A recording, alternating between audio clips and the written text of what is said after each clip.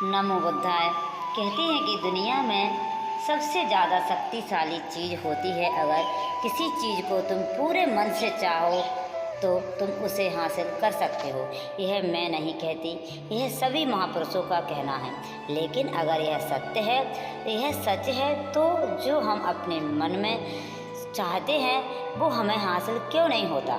भाई, कोई भी इंसान अपने मन में दुख नहीं चाहेगा, अपने मन में ऐसा क्यों सोचेगा कि मुझे दुख मिले, लेकिन वो रहता तो दुखी है।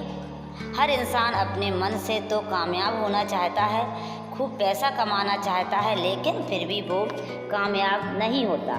भले ही ऐसा दुनिया में कौन इंसान होगा जो अपने मन में यह चाहेगा कि मैं नाकाम रहूं, मैं पैसा ना कमाऊं। सोचने की बात है। तो इससे तो दो चीज़ निकल के सामने आती हैं। या तो वो महापुरुष गलत हैं जिन्होंने यह बात बोली कि मन से हासिल हो जाती है हर चीज़, जो सोचोगे वो पाओगे, या फिर हम गलत हैं। आज की कहानी जो मैं आपको सुनाने जा रही हूँ उसमें आपको एक ऐसा मंत्र मिलेगा, उसे समझने के बाद आपको एक ऐसा मंत्र पता चलेगा जिससे आप यह समझ पाएंगे कि अपने मन से कोई भी चीज़ कैसे करवाई जाती है। मन में किसी बात का जो बीज है वो कैसे बोया जाता है, यह इस कहानी से आपको अच्छी तरह से समझ में आ जाएगा। और इससे आप यह भी समझ पाएंगे कि आकर्षण का नियम, लॉ अट्रैक्शन कैसे काम करता है। कहानी छोटी सी है लेकिन बहुत गहरी है। इससे पहले कि आप इसे कहानी में खो जाएं, इस चैनल को सब्सक्राइब जरूर कर लें। तो चलिए कहानी शुरू करते हैं। एक बार की बात है, एक आदमी के जीवन में सिर्फ दुख ही दुख थे। वह जो भी काम करता उसे बेचारे को काम पूरा ही नहीं होता, उस बेचारे का काम पूरा ही नहीं होता। घर में आता तो घर में कलेश बना रहता, किसी से कोई मदद मांगता तो कोई उसकी मदद नहीं करता। ऐसा लगता था कि चारों ओर से दुखों का पहाड़ उस पर टूट पड़ा है। उसे समझ नहीं आ रहा था कि मैं दुखों से पार कैसे पाऊं। वो दिन रात यही सोचता रहता कि अपने दुखों से छुटकारा कैसे पाना है। इसी कारण से और रात में सो भी नहीं पाता था। उसकी आंखों के नीचे बड़े बड़े काले घेरे बन गए थे, जिस बात का प्रतीत था कि वो आदमी कितना दुखी है और कितना चिंतित है। कभी कभी तो उसके मन में आत्महत्या करने का भी ख्याल आता, लेकिन अपने परिवार की चिंता करके वो ये कदम नहीं उठा पाता था। वो इतना दुखी हो गया कि उसने निर्णय किया कि वो इन दुखों से छुटकारा पाकर रहेगा। इसके लिए चाहे उसे कितनी भी मेहनत करनी पड़े, कुछ भी करना पड़े, अंगारों पर चलना पड़े, लेकिन इन दुखों से छुटकारा हासिल करके रहेगा। ऐसे ही एक दिन उसने अपने मित्र से पूछा कि मैं अपने जीवन को कैसे शुरू करूं, कैसे अच्छा बनाऊं। उसके मित्र ने उसे बताया कि तुम किसी बाबा के पास जाओ।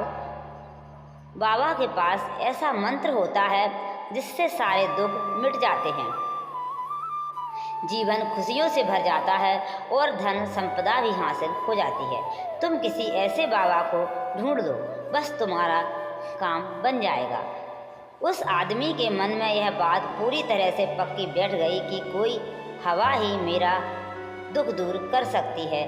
इसलिए उसे भी किसी भी एक बाबा को ढूंढने लगा। बाबा के बारे में पता चलता तो वह उसे बाबा के पास पहुंच जाता, उसे बाबा को अपनी समस्या बताता और उससे उसका समाधान पूछता और कहता कि बाबा, मैं कुछ भी करने के लिए तैयार हूं, लेकिन मेरे इन समस्याओं से मुझे छुटकारा दिला दीजिए। आप जो कहोगे मैं वो करूंगा, लेकिन मेरे जीवन को सुधार दीजिए। बाबा उसे कुछ टोने टोटके बता देते करने के लिए और बदले में दान दक्षिणा ले लेते थे। ये टोना टोटका करने के बाद तुम्हारा घर में सुख शांति बनी रहेगी। बस इस टोटकों को पूरी विधि के साथ करना। वो आदमी घर लौटकर पूरी विधि के साथ टोने टोटके करने लगा, लेकिन बहुत टोटके टोना करने के बाद भी उसके जीवन में कुछ बदलाव नहीं आया। इसके विपरीत उसका जीवन और ज़्यादा दुखी हो गया। जो भी बाबा उसे टोना टोटका देता था, वह बदले में उससे कुछ दान दक्षिणा लेता था, जिससे उसका धन भी धीरे धीरे खत्म हो रहा था। इससे उसके जीवन में दुख और ज़्यादा बढ़ गए। तब उसे लगा कि बाबाओं के पास जाने से तो मेरे जीवन में दुख कम होने की बजाय बढ़ते ही जा रहे हैं, तो मुझे क्या करना चाहिए? बाबाओं के पास जाऊं या ना जाऊं? फिर एक दिन एक आदमी ने उसे बताया कि तुम अपने घर में किसी पंडित को बुलाकर हवन करवा लो। हवन होगा, घर शुद्ध हो जाएगा, कोई भी बुरी ऊर्जा होगी घर में तो वो घर से बाहर चली जाएगी। किसी पंडित को बुलाकर पूरे विधि विधानों से मंत्र उच्चारण करो और हवन करो, जिससे घर में सुख और शांति आए। उस आदमी के मन में यह बात बैठ गई और उसने एक पंडित को अपने घर पर बुलाकर हवन करवा दिया। हवन अच्छी तरह से संपन्न हुआ। बदले में पंडित ने भी अच्छी दान दक्षिणा ली और उसके बाद वहाँ से विदा हो गया।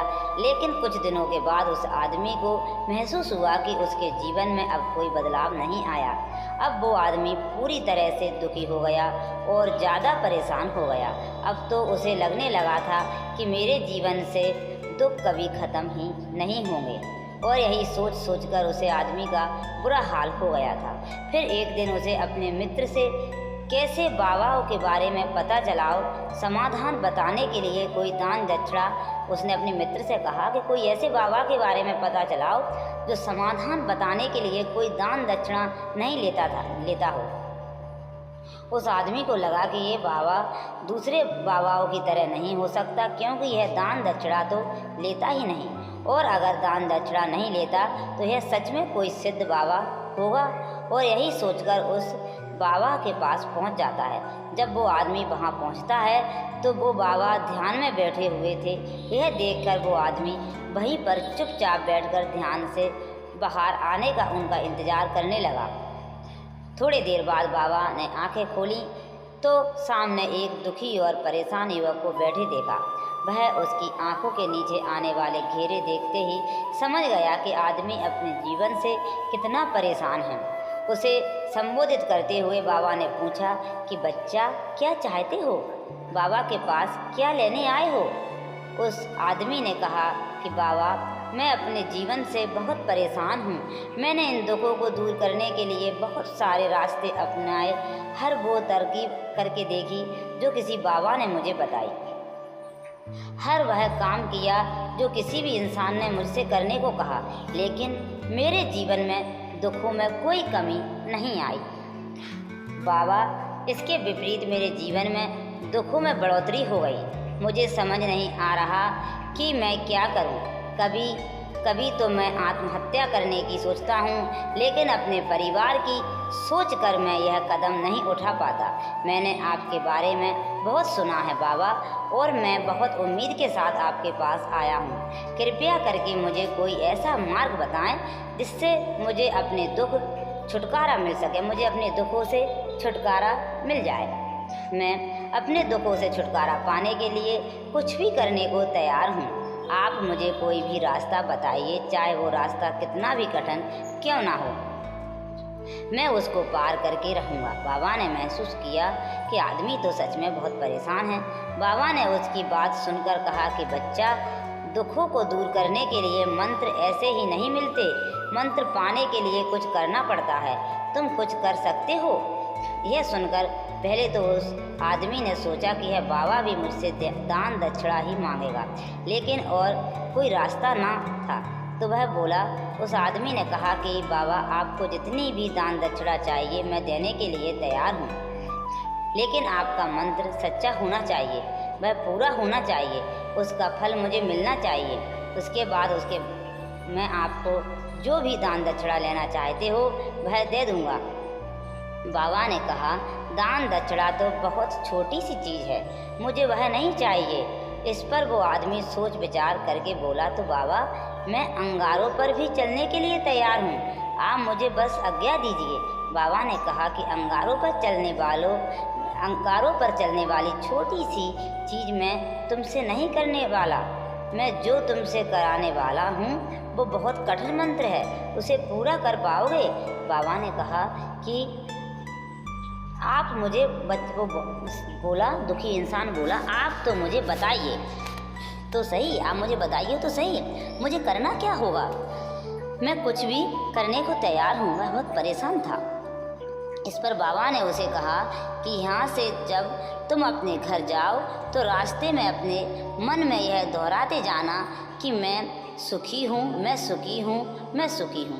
बार बार अपने मन में यही दोहराना और याद रहे, जुबान पर यह नहीं आना चाहिए, यह सिर्फ मन में दोहराना है। यह सुनकर वह आदमी बोला, लेकिन इससे होगा क्या? बाबा बोले, किस मंत्र को करके देखो, आप इस मंत्र को करके देखो। वैसे भी तुमने इतने बाबाओं के मंत्र किए हैं तो इस मंत्र को भी करके देख लो। उस आदमी ने सोचा कि बाबा कुछ दान दक्षिणा तो ले नहीं रहे और छोटा सा मंत्र है, इसे तो मैं कर ही लूँगा। वह बोला, ठीक है बाबा, मैं यह मंत्र जरूर करूँगा।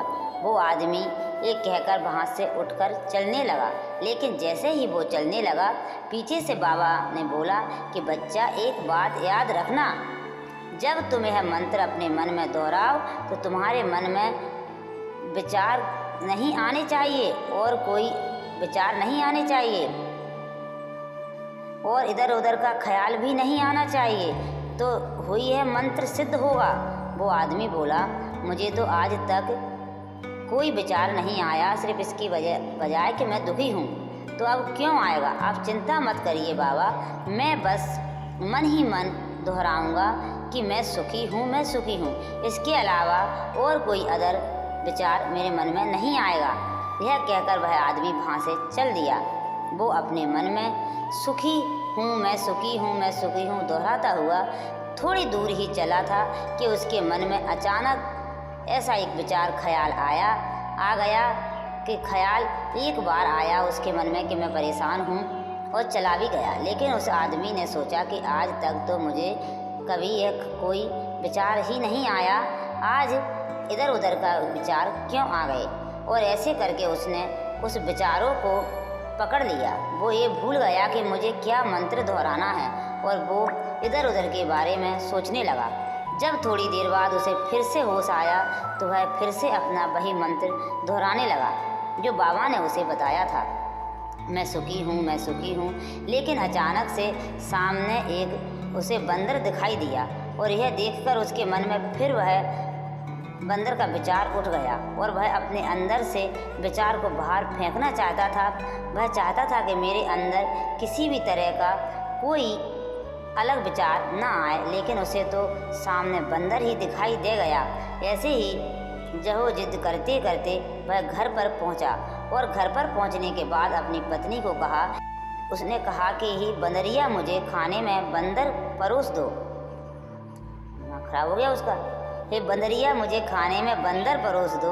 और जब उसे यह एहसास हुआ कि उसने क्या बोल दिया तो वह अपने बाल नोचने लगा। वह दीवारों में सर मारने लगा कि आज तक मुझे बंदर का कोई विचार नहीं आया और आज मुझे ये क्यों हो गया, ये क्या हो गया कि मुझे हर जगह बंदर ही बंदर नज़र आ रहे हैं, कैसी माया है। यही सोच सोच कर वो आदमी रात भर सो नहीं पाया।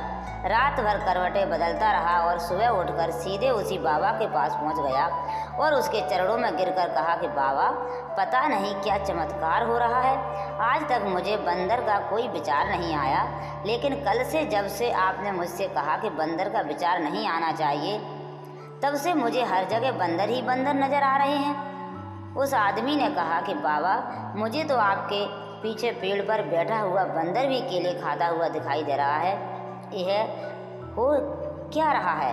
बाबा यह सुनकर बाबा हंसने लगे। बच्चा, मन का जाल ऐसा जाल है जिसे समझ पाना इतना आसान नहीं है। बंदर तो तुम्हारे रास्ते में पहले भी आते थे, जब तुम मेरे पास आए उस इन्हीं पेड़ों पर यहाँ बंदर घूम रहे थे, लेकिन तब तुम्हारे ध्यान में यह बंदर नहीं था, तब तुम्हारे ध्यान में सिर्फ अपने दुख थे। इसके बाद बाबा ने उसे बताया कि बच्चा, हम जिस चीज़ से भी दूर भागना चाहते हैं वही चीज़ हमारे मन में बहुत गहरे में प्रवेश हो जाती है, वह हमारे अंतर मन में समा जाती है। असल में हम जिस चीज़ से भी छुटकारा पाना चाहते हैं उससे छुटकारा इसलिए पाना चाहते हैं कि वह हमारे साथ बहुत गहरे से जुड़ी हुई है और हम जितना ही उससे छुटकारा पाना चाहते हैं वह उतना ही गहरी हमारे मन में बैठने चली जाती है और आखिरकार वह हमारे अंतर मन में छा जाती है। ऊपर से तो हम चाहते हैं सुखी होना कि मैं सुखी हूँ, मैं सुखी हूँ।